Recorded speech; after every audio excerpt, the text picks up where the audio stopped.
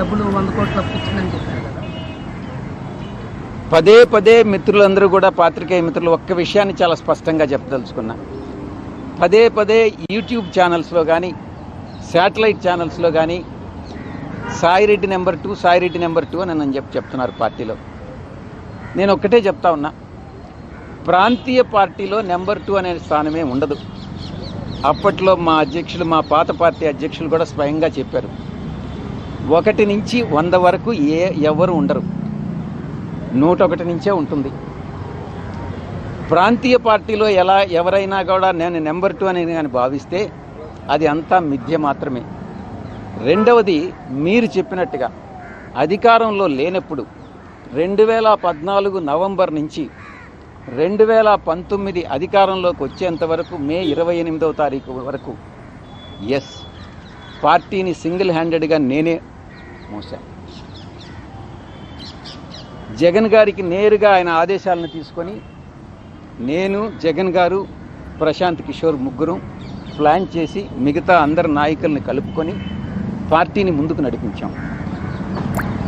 నేను అప్పుడు కూడా నెంబర్ 2గా భావించలే.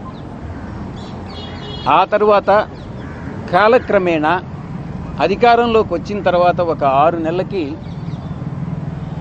ఈ నెంబర్ 2 అనేటటువంటిది మిథ్య అనేటటువంటిది నేను కూడా గమనించాను.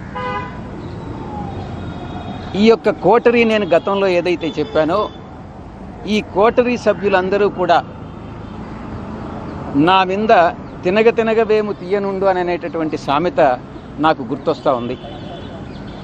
మా యొక్క నాయకుడికి, అప్పట్లో నాయకుడికి చెప్పి సాయిరెడ్డి ఒక వెన్నుపోటుదారుడు అవుతాడు, ఏ రోజైనా మీకు మీ యొక్క స్థానానికి ఆయన స్థానభ్రంశం చేస్తాడు అన్నటువంటిది ఆయనకి చెప్పి, నేనేదో కొన్ని వేల కోట్ల రూపాయలు దోచేశాను అన్నటువంటి అపవాదనంతా నా మీద మోపి ఈ యొక్క కోటరీ ఆయన మనసును మార్చి నన్ను 2వ స్థానం నుంచి, మీరు అనుకునే 2వ స్థానం నుంచి స్లోగా తగ్గించుకుంటా నాకు ఇచ్చిన పదవులన్నింటినీ కట్ చేసుకుంటా వచ్చి నన్ను 2000 స్థానంలో నిలబెట్టింది. చాలా అవమానాలు పాలయ్యా. ఈ కోటరీ, మరొక్కసారి చెప్తా ఉన్నా, ఈ అవమాన భారం తాళలేక, ఈ కోటరీ యొక్క వేధింపులు తాళలేక, నాకు అప్పట్లో నా నాయకుడైనటువంటి జగన్మోహన్ రెడ్డి గారి మనసులో స్థానం లేదని గ్రహించి వేదన చెంది నేను పార్టీ వీడడం జరిగిందే తప్ప వేరే ఏ కారణం కాదు.